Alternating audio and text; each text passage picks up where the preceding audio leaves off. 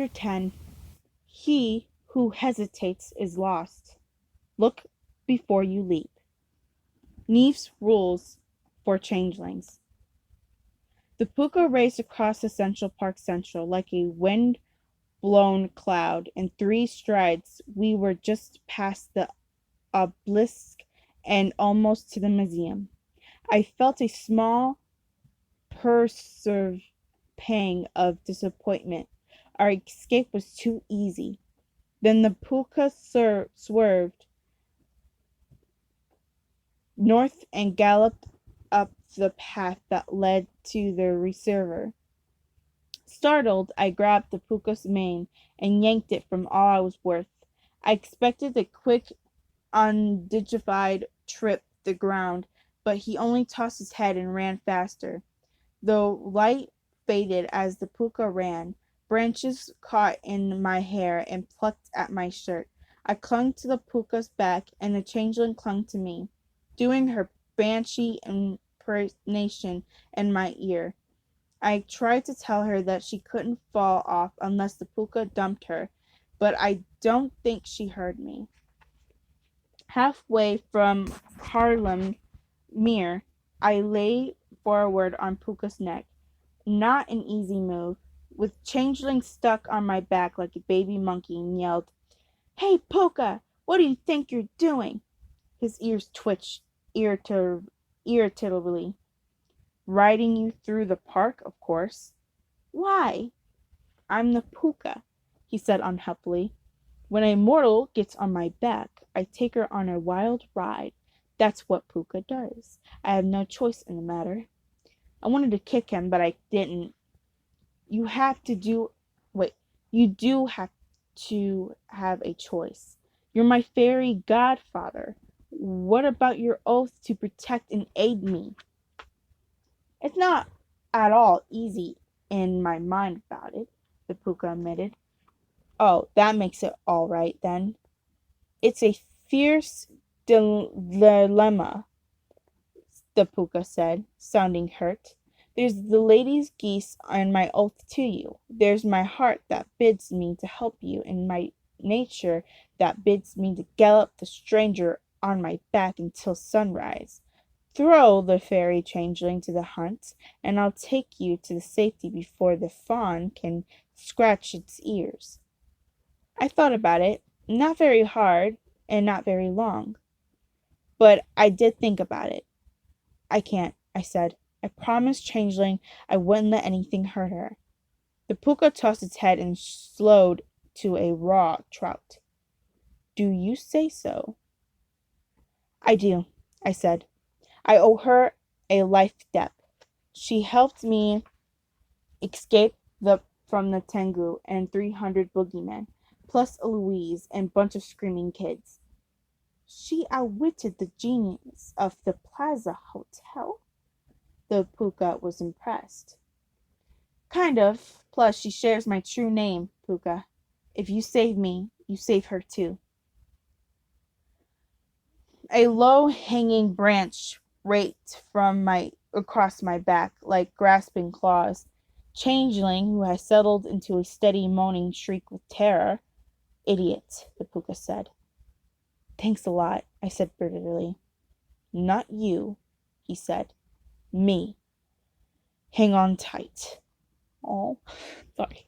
He veered sunnily. I heard a snap that sounded horribly like a sharp teeth missing my head. A deep voice bayed behind us, and the ungrumped, "They're getting away."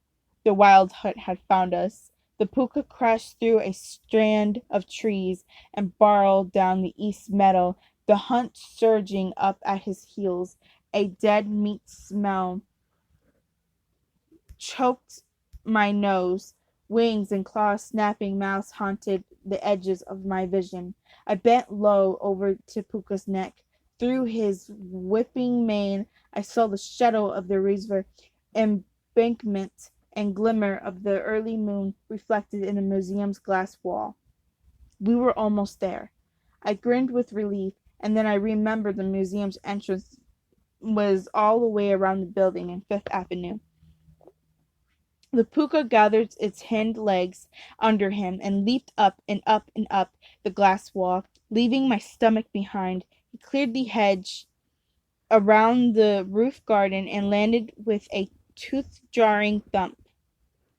As I rolled off his back, the hunt appeared in the air above us, yipping and bellowing triumphantly. I scrambled under the nearest wooden bench and curled up hopelessly, waiting for the hunt to find me. Nothing happened. No claws ripped the bench away. No meaty breath seared the back of my neck. After a while, I peered around the bench. The wild hunt was boiling like frustration thunderstorm, a tall giant's height above the roof's head garden. "What's with them?" I asked weakly. The puka had shifted into a black goat and huddled in the stony folds of an abstract sculpture. "I haven't had a notion," he said. "Perhaps they have no tickets, the creatures." "Neither do you," I said. "Hush, maybe no one will notice." The hunt obviously hadn't given up on their dinner. Claws out, they swooped towards us, only to bounce away when they hit the museum's invisible barrier. Then they landed on it and tried digging through it. Something about their shrieks and their ugly screaming reminded me of a naughty children Carlyle's caged. Giggling, I stood up, stuck my thumbs in my ears, and gave the wild hunt my best booga booga booga. "Don't be playing the fool, Neef," the puka bleated. "We're not out of the woods yet. They are likely playing with us, the creatures." I stared at him. I'd never known the puka to be afraid before or out of bright ideas, but then I never seen him deal with a mess that wasn't his idea in the first place. "It's okay, puka," I said. The museum's on our side." But I hadn't a ticket," he said nervously. I thought for a moment. "I'm a life member. You can get in as my guest." "And the fairy girl? What of her?" I couldn't believe I'd forgotten Changling. "I don't know. I'll think of something. Just get under the trials, okay? Trillis, okay? That's where the door is." The puka scrambled to his feet and trotted over a long trellis next to the glass building that housed the elevator. I looked around for Changling. She was lying a little distant away from the back of her jacket, pulled up over her head like a flowery turtle shell. I gave her a gentle nudge of my foot to get her attention. "We're going inside, Changeling, where it's quieter. See the statue under the trellisy thing? The three droopy guys with long arms? That's Rodden's shades. It's a door guard. It'll protect you." There was a pause, and then she rolled up onto her hands and knees and scuttled towards the trellis. As we joined the puka by the door, Rodden's shades raised its three drooping heads. "This is not an entrance," its three hollow voices chorused. "If you wish to visit the museum, you must use the main entrance of Fifth Avenue." "We can't," I said. "The wild hunt is still in the way." The statue signed. "Is that what all the noise is about? The curator will be displeased?" In the case, oh no, I'm so sorry. The curator will be displeased. In that case," the puka piped up, "he should have been informed immediately, so he could deal with them. We'll be glad to oblige, if you're busy at all." "This is not an entrance," Rodden's shades repeated. "Looks like one to me," I said, and banged the door banged the door as hard as I could. The curator appeared almost at once. He looked from us to the wild hunt wheeling overhead and opened the door. "What on earth is going on here?" he asked crossly. "All Hallows Eve isn't for months. If the Green Lady of Central Park is all about wildness and growing things, the curator of the Metropolitan Museum is all about collecting and conversing and keeping things safe. He's got a neat brown beard and a little oval gold-rimmed spectacles clipped to his nose, and he tends to look at you as if he's judging your authority. Right now, he was examining the three of us like puzzling fragments of Mesopotamian poetry. Fascinating, the curator said. It's not often I see an original and a forgery side by side, not to mention the wild hunt. Is that Puka with them, Neef? Or with you? The Puka, I said. He's my godfather. The Puka, of course, well, is very irregular, but under the circumstances, we'd better talk about it inside. He opened he opened the door wider and we trooped in. The Puka held his curling horns high, but I could see he was still feeling shaky. Changeling's hair was so matted with leaves and twigs that she had that with twigs that she looked like she was untidier moss woman. She headed straight for the potted palm in the corner, rolled herself behind it, and hid her head in her arms. "That's better," the curator said, closing the door. "Now the forgery is welcome, as long as she observes the museum rules. The Puka, however, poses a problem. He is not a member nor even a copy of a member. In fact, he has no right to entry than those unspeakable hooligans outside. I don't know what the museum was thinking of letting him land here. He's my godfather," I said. He's saving me. Plus, I'm a life member. I get to bring guests." The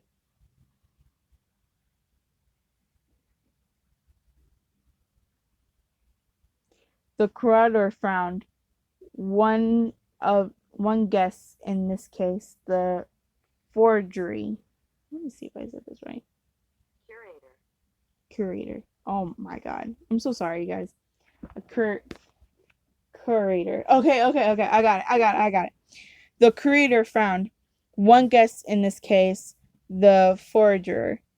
I thought fast. The changelings isn't a forgery. She's me. We're both originals, like two editions of a prince. We count as one person. The Puka is our guest. It's all completely legal. It must be. You said yourself that I let him land. The museum let him land. I held my breath while the curator stroked his beard. Still, allowing a trickster into the museum is likely to lead shenanigans. I do not approve of shenanigans. They'll upset the exhibits. I will only let the Puka enter if you pledge your word that he will abide by the museum rules while he is here. I looked at the Puka,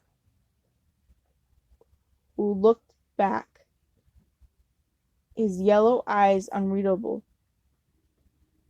Another promise, another responsibility I didn't want. Tricksters are tricky after all. They're better at wiggling out of bargains than Nixies are at swimming. But if I didn't agree, the Puka would have to go and face the wild hunt alone. I promise, I said. The Puka looked sarcastic, but then goats always looked sarcastic. Good, said the curator. Besides, perhaps you'd like to start by informing him that goats are not welcome in my museum. I knelt and looked at Puka in the eye. You heard the curator, I said pleadingly. I've promised you'll be good, and I really, really appreciate it if you didn't make a liar out of me. The Puka lifted his bearded chin.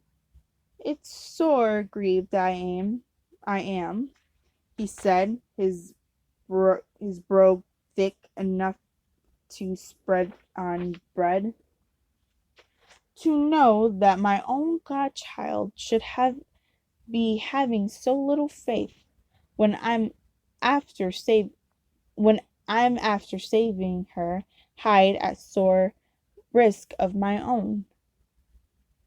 Come on, Puka. You know I'm grateful you saved my life, but I'm not a total idiot either. The Puka slid his eyes sideways, then nodded. I promise to try then, he said. And you can't be asking for more than that, for you won't get it. I patted his cheek. Good enough, I said.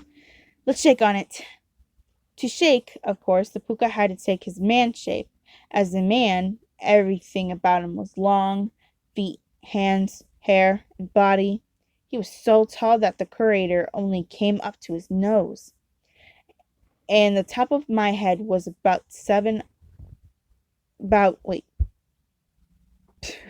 top of my head was about even with his chest. His yellow eyes were deep set, slanted under eyebrows like birds' wings. He wore black jeans, head-high top sneakers, and black t-shirt with the oyster band stamped across the chest. A faded red Celtic scroll work. He tossed his long black hair out of his eyes and held out his hand. Since you asked so nicely, he said. Thank you, I said, and shook. He still smelled like a goat. The curator nodded. That's settled then. Good. Now to get this riffraff out of my airspace. He clapped his hands. Guard! The elevator clucked. The double doors whooshed open. The Astrian winged lion stalked out. The Puka put his hand over his heart and bowed, almost doubled. Even I was impressed, and the lion and I were old friends. He looked a lot bigger here than he did hanging in the ancient Near Eastern art. His golden horn cap brushed the ceiling as he bent his kingly head to the curator. The wild hunt is making a disturbance. The wild hunt is making a disturbance, the curator said. Please encourage them to make it elsewhere. The wild hunt, all teeth and clawed in hunger, is as old as forests of the old country, and as strong as fear. But the Astrian lion has been protecting mortals against evil spirits since the beginning of the human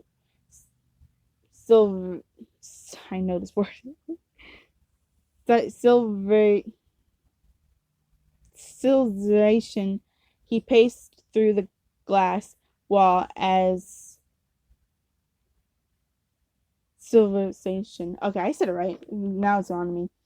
He paced through the glass wall as though it didn't exist, unfurled endless wings as bright as rainbows, and reared up onto the three back legs.